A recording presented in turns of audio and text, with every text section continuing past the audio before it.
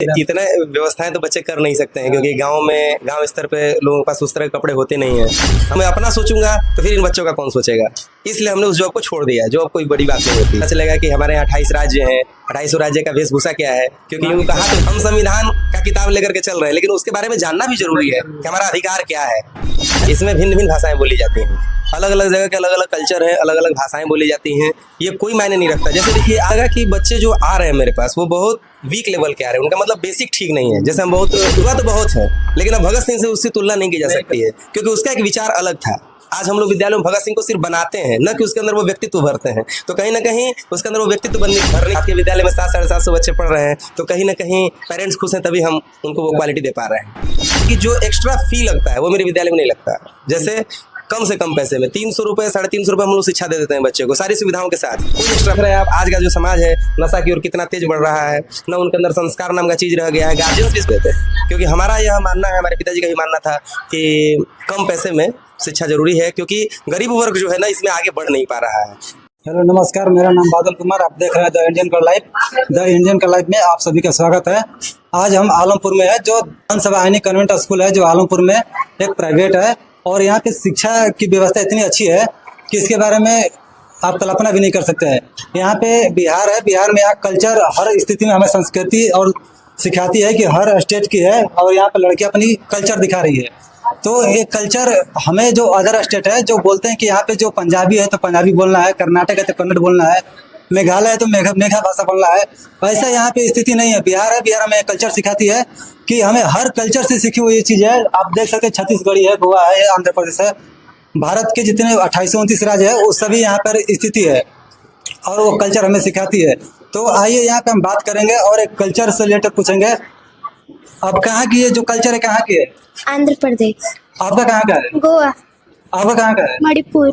आपका कहाँ का है? छत्तीसगढ़। छत्तीसगढ़ की। यस। आपका कहाँ का है? उत्तराखंड। उत्तराखंड है। देखिए यहाँ पे सभी स्थित है, हर कल्चर है, त्रिपुरा है, तेलंगाना है, नागालैंड है।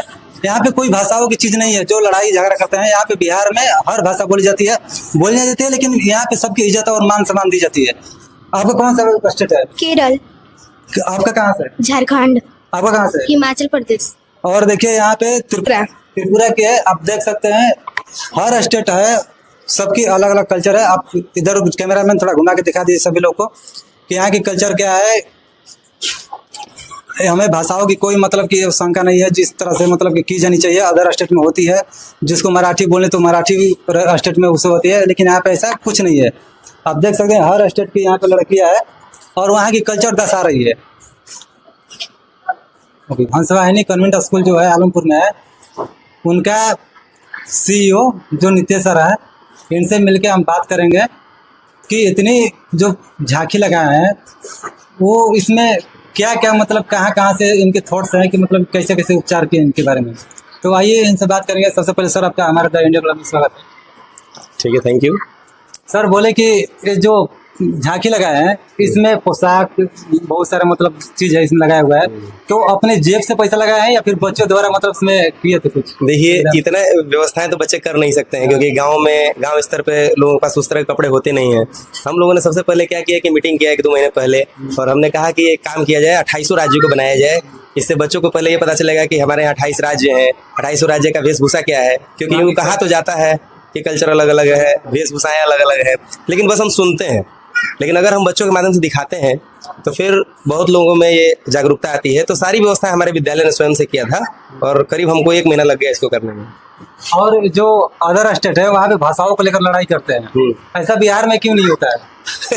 क्योंकि बोलते हैं जो मराठी है तो मराठी नहीं आता, तो आपको यहाँ रहना मतलब जगह सही नहीं है, उस चीज़ को लेकर। देखिए एक्चुअल में हमारा जो देश है इसमें भिन्न भिन्न भाषाएं बोली जाती हैं, अलग अलग जगह के अलग अलग कल्चर है, अलग अलग भाषाएं बोली जाती हैं। ये कोई मायने नहीं रखता। जैसे देखिए आज के डेट में हम लोग कहते हैं इंग्लिश मीडियम स्कूल को आगे बढ़ाओ, हिंदी मीडियम स्कूल खराब है। हमें लगता है कि हिंदी बहुत आवश्यक है। हम अपने विद्यालय में हिंदी, अंग्रेजी इत्यादि मतलब हर सब्जेक्ट को लेकर चलते हैं, क्योंकि मेरा मानना है कि सिर्फ अंग्रेजी जान देने से कुछ नहीं होता है, क्योंकि हम मानते हैं कि हर राज्य में अलग अलग भाषाएं बोली जाती हैं। सिर्फ एक भाषा जानने से नहीं होगा, कुछ नहीं होगा, है ना? सही है। तो अलग अलग राज्यों में भाषाएं बोली तो जाती हैं, लेकिन हमारा जो बिहार है हमें लगता है कि यहाँ लोग बहुभाषी हैं। आप थोड़ा दूर जाइएगा भाषा बदल जाएगा। ये भी देखने के लिए बिहार में मिलता है।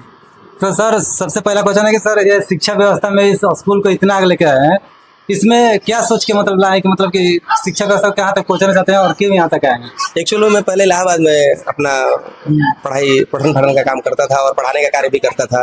उसके बाद हमने बुक्स वगैरह लिखे, फिर मैंने कंप्यूटर इंस्टीट्यूट वगैरह बहुत दिन यहाँ 11-12 साल चलाया। मुझे लगा कि बच्चे जो आ रहे हैं मेरे पास वो बहुत वीक लेवल के आ रहे हैं, उनका मतलब बेसिक ठीक नहीं है। जैसे हम बहुत उच्च गुणवत्ता का मकान बनाना चाहते हैं तो उच्च गुणवत्ता की नींव की भी जरूरत है। तो मुझे लगा कि मुझे नींव पर काम करना चाहिए, तो मैंने विद्यालय डाला और अपना पूरा समय मैंने विद्यालय को दिया और आज भी देते हैं। तो इस विद्यालय में सर की मतलब सुविधा क्या है बच्चों के लिए? सुविधाएं हर तरह की हैं। पेयजल है, हर फ्लोर पे आपको पेयजल मिल जाएगा, टॉयलेट्स मिल जाएंगे, ठंडा पानी पीने की व्यवस्था मिल जाएगी, क्लासरूम में सारे व्यवस्थाएं आप तो देख ही रहे हैं, आप तो पूरा विजिट किए हैं, हर चीज़ है, कार्यालय है। अच्छा, सबसे बड़ी बात है कि जो एक्स्ट्रा फी लगता है वो मेरे विद्यालय में नहीं लगता। जैसे कम से कम पैसे में 300 रुपये 350 रुपये हम लोग शिक्षा दे देते हैं बच्चे को, सारी सुविधाओं के साथ। कोई एक्स्ट्रा पैसा हम लोग नहीं लेते हैं बच्चों से, ना डेवलपमेंट चार्ज वसूलते हैं, ना कंप्यूटर का चार्ज वसूलते हैं, ना साइंस लैब का चार्ज वसूलते हैं, कुछ नहीं वसूलते हैं। और एक बड़े विद्यालय में जो व्यवस्थाएं होनी चाहिए वो सब देकर बच्चों को देते हैं, क्योंकि हमारा यह मानना है, हमारे पिताजी का भी मानना था कि कम पैसे में शिक्षा जरूरी है, क्योंकि गरीब वर्ग जो है ना इसमें आगे बढ़ नहीं पा रहा है। क्योंकि बड़े बड़े विद्यालय में आप देखेंगे कि अमीर वर्ग के बच्चे तो जाते हैं, लेकिन गरीब वर्ग के बच्चे नहीं जा पाते हैं, तो वंचित रह जाते हैं शिक्षा से। इसलिए हमें लगा कि हम लोग एक विद्यालय बनाएं और जहां तक हो सके सक्षम होगी इसको सस्ता किया जाए, है ना। तो बुक्स जल्दी हम नहीं बदलते हैं, फी स्ट्रक्चर हमारा आप देखेंगे तो हम जल्दी नहीं बदलते, एक ड्रेस रखते हैं, 2 ड्रेस नहीं यूज करते हैं, तो कहीं ना कहीं पेरेंट्स का हम पैसा बचाते हैं इस तरह से देखा जाए तो। अभी जैसे 26 जनवरी 15 अगस्त है जो स्वतंत्रता दिवस पे, स्कूल से कुछ मतलब ऑफर है या नहीं है, उसको लेकर क्या कहेंगे? नहीं, स्कूल की तरफ से देखिए कोई ऑफर नहीं, क्योंकि स्कूल खुद ऑफर में चल रहा है। स्वतंत्रता दिवस क्या है? स्वतंत्रता दिवस का मतलब है हम लोग उत्साह से मना रहे हैं। हम लोग चाहते तो सुबह झंडा फहराते, बच्चों को घर भेज देते, लेकिन ऐसा हमने नहीं किया। हम लोग यही क्रिया देखने के बाद हमें लगा कुछ हम लोग अपने बच्चों को ले गए, है ना। बहुत सारा काम हम लोगों ने किया। अभी हम लोग बच्चों के साथ देखिए, हम लोग भोजन भी कराते हैं। 15 अगस्त हो गया, 26 जनवरी हो गया, मैं सामूहिक बच्चों को भोजन कराता हूँ, अपने पॉकेट से खर्च करता हूँ। मतलब हमको बड़ी खुशी मिलती है इन सब कार्यों को करने के बाद। और क्योंकि ये मानते हैं कि ये जो बच्चे हैं ना ये बहुत हमारे जीवन भविष्य हैं, क्योंकि देख रहे हैं आप आज का जो समाज है नशा की ओर कितना तेज बढ़ रहा है, ना उनके अंदर संस्कार नाम का चीज रह गया है, गार्जियंस भी इस पर ध्यान नहीं दे रहे हैं। तो कहीं ना कहीं हम लोग इसमें एक सहयोग कर रहे हैं। यहाँ पे जो बच्चे पढ़ रहे हैं उनके फादर्स या मदर्स जो लोग हैं वो खुश होते हैं, या मतलब लगता है कि यहाँ पे अच्छी क्वालिटी नहीं मिल वो रहा तो है? आपको यहाँ की संख्या देख कर ही पता चल जाएगी। आपके विद्यालय में 700-750 बच्चे पढ़ रहे हैं, तो कहीं ना कहीं पेरेंट्स खुश हैं, तभी हम उनको वो क्वालिटी दे पा रहे हैं। सुने थे कि आप एक जॉब कर रहे थे PDRDO में, तो वहाँ पे क्या हुआ, रिजाइन दे दिया या फिर करते हैं अभी? वो जो हमने रिजाइन दे दिया, क्यों? कि रीजन ये था कि अभी जिला पंचायती राज विभाग में हमारा जॉब हुआ, तो हम जाते थे जॉब करने, और मुझे लगता था कि जो मेरा अपना समय है, जो सरकारी काम हम दे रहे हैं, उससे बच्चों का भविष्य जो है कहीं ना कहीं मुझे अंधकार में दिखने लगा 2 ही महीने में। तो मुझे लगा कि इस जॉब को छोड़ देना चाहिए। वैसे तो यूं सरकारी नौकरी कोई छोड़ता नहीं है। हमने अभी तुरंत सरकारी नौकरी को रिजाइन दिया आज के 8 दिन 10 दिन पहले, और मैंने अपना पूरा समय बच्चों को दिया, क्योंकि मैं मानता हूं कि अगर इन बच्चों पर हम काम करेंगे तो कितने सरकारी जॉब में जाएंगे। सिर्फ मैं अपना सोचूंगा तो फिर इन बच्चों का कौन सोचेगा। इसलिए हमने उस जॉब को छोड़ दिया। जॉब कोई बड़ी बात नहीं होती है। तो मतलब इस विद्यालय को ही आगे तक ले जाना है? बिल्कुल, इस विद्यालय को आगे ले जाना है, यहाँ पढ़ रहे बच्चों को आगे ले जाना है, समाज का निर्माण करना है। हम सुने थे कि इस कॉलेज जो विद्यालय है इसमें NCERT का बुक चलने वाला था, उसको लेकर आप क्या बोलेंगे? हमें सुना मतलब सूत्रों द्वारा हवाले। देखिए, एक्चुअल में ना आप मेरे बुक का पैटर्न अगर देखेंगे तो मैं किसी भी क्लास का बुक आप किसी अन्य विद्यालय में विजिट करेंगे तो आपको दिखेगा कि एक ही पब्लिकेशन की सारी किताबें चलाई जाती हैं। मेरे यहाँ अगर आप किसी क्लास में विजिट करेंगे, बुक को देखेंगे, तो मैं मैथ जिसका अच्छा रहता है पहले मैं किताबों को पढ़ता हूँ। अगर मुझे लगता है कि इसका मैथ अच्छा है तो उसका मैथ हमारे यहाँ चलेगा। जरूरी नहीं कि उसका हम हिंदी भी चलाएंगे, जिसने हिंदी अच्छा लिखा उसका हिंदी चलाएंगे। यानी 12 किताबें हैं कम से कम अलग अलग पब्लिकेशन की, 8 या 9 पब्लिकेशन की मिलाकर हमने 12 किताबें बनाई हैं। अब आप इससे खुद समझ सकते हैं कि NCERT या बुक से हमें मतलब नहीं, हमें है पैटर्न। जो हमारा पैटर्न है, जो जरूरत है उस बच्चे को, वो जरूरी है। क्या है कि जो यहाँ की जो ग्रामीण क्षेत्र है, यहाँ पे जो पेरेंट्स होते हैं वो लोग उम्मीद ज्यादातर सरकारी स्कूल पे ज्यादा ध्यान देते हैं, क्योंकि सरकारी स्कूल से जो बच्चा पढ़ता है वो मतलब आगे तक जाता है, ऐसे उन लोगों की सोच है। देखिए, आप जिस विद्यालय में भी बैठे हैं ये गवर्नमेंट एफिलिएटेड स्कूल है, हमारा यूडाइस नंबर है, रजिस्ट्रेशन है। यहाँ जो बच्चे पढ़ रहे हैं उनका TC कटता है। अभी 8वीं तक आपके यहाँ बच्चे संचालित हैं, पढ़ाई कर रहे हैं। इसका मतलब कहीं ना कहीं उनको हम पर भरोसा है। हमने उस काम को किया क्योंकि आपके क्षेत्र में 12-13 स्कूल चल रहे थे और कोई स्कूल रजिस्टर्ड नहीं था, बस चल रही थी। तो आप जानते हैं यहाँ धीरे धीरे वो व्यवस्था बन गई है। उस व्यवस्था को, वो व्यवस्था जो बनी है वो गलत व्यवस्था बनी है, उस व्यवस्था से लड़ना भी पड़ेगा।